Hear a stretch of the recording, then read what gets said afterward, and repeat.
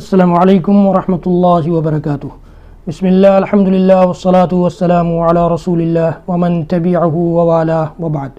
محترم ناظرین و سامعین، اسلامی بھائیوں، دوستوں، عزیزوں، ماؤں اور بہنوں، بچوں کا سبق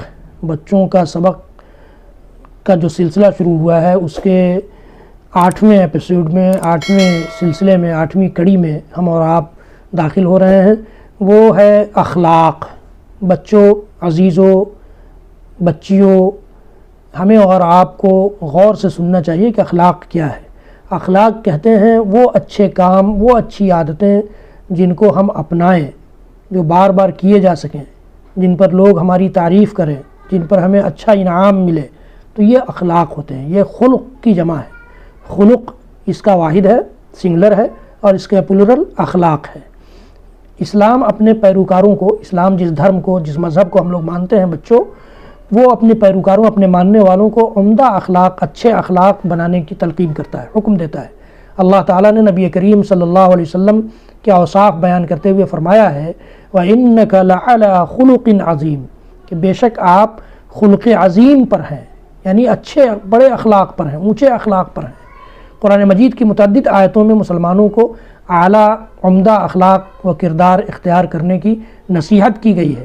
اللہ تعالیٰ فرماتا ہے اور تم لوگوں سے بھلی بات کہو، قولوا للناس حسنا، کہ لوگوں کے ساتھ اچھی بات کرو، اچھے طریقے سے پیش آؤ۔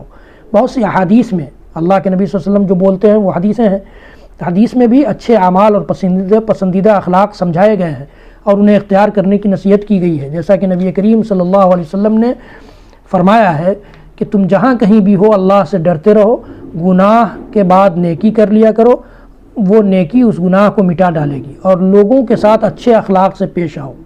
لوگوں کے ساتھ اچھے اخلاق سے پیش آؤ۔ آپ تصور کیجئے کہ لوگوں کے ساتھ اچھے اخلاق سے پیش آنے کا اللہ کے نبی صلی اللہ علیہ وسلم نے حکم دیا ہے۔ یہ حدیث جامع ترمذی کی ہے۔ اسی طرح اللہ کے نبی صلی اللہ علیہ وسلم نے فرمایا جو شخص اللہ اور روز قیامت پر ایمان رکھتا ہے اسے چاہیے کہ وہ اچھی بات کہے ورنہ خاموش رہے۔ بچوں غور سے سنو، اچھی بات کرو ورنہ خاموش رہو۔ اور جو کوئی اللہ اور قیامت پر ایمان رکھتا ہے اسے چاہیے کہ وہ اپنے ہمسائے کی عزت کرے۔ ہمسایہ کہتے ہیں پڑوسی کو، ہمارے ارد گرد، ہمارے گھر کے ارد گرد جو لوگ رہتے ہیں، چاہے ہم کرائے کے گھر میں رہیں چاہے اپنے گھر میں رہیں، ہمارے ارد گرد جو لوگ ہیں سب پڑوسی ہیں۔ پڑوسی کے ساتھ اچھا سلوک کریں، ان کی عزت کریں، ان کا احترام کریں۔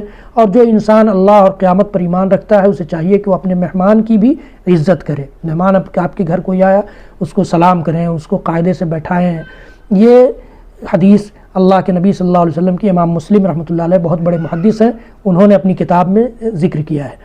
اسی طرح اللہ کے نبی صلی اللہ علیہ وسلم کی ایک اور حدیث حضرت انس بن مالک رضی اللہ تعالیٰ عنہ روایت کرتے ہیں کہ تم میں سے کوئی شخص اس وقت تک مومن نہیں ہو سکتا، ایمان والا نہیں ہو سکتا، جب تک وہ اپنے بھائی کے لیے وہی چیز پسند نہ کرے جو خود اپنے لیے پسند کرتا ہے۔ اپنے لیے اچھا پسند کریں، دوسرے کے لیے خراب، تو یہ اسلام نہیں سکھلاتا ہے، یہ ہمارے پیارے نبی نے نہیں سکھلایا ہے۔ ہمیں سکھلایا ہے کہ تم میں سے اچھا مومن وہی ہے، اچھا ایمان والا وہی ہے، مکمل ایمان والا وہی ہے جو چیز اپنے لیے پسند کرے، اپنے بھائی کے لیے پسند کرے، اپنے دوست کے لیے پسند کرے، اپنے رشتہ دار کے لیے پسند کرے۔ یہ بچوں یاد رکھنا پیارے نبی کی بات ہے، میری بات نہیں ہے، کسی عام آدمی کی بات نہیں ہے۔ ہم اور آپ جس کا کلمہ پڑھتے ہیں، محمد الرسول اللہ کہتے ہیں، اشہد ان محمدن عبدہ ورسولہ کا کلمہ یاد کرتے ہیں، اس کی فرمائی ہوئی باتیں ہیں۔ حضرت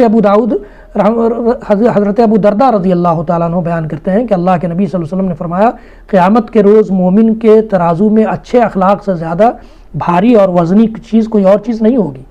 وہاں ہمارے اعمال تولے جائیں گے، جو کچھ ہم یہاں کرتے ہیں وہ سب وہاں تولے جائے گا، اچھے کام بھی تولے جائیں گے،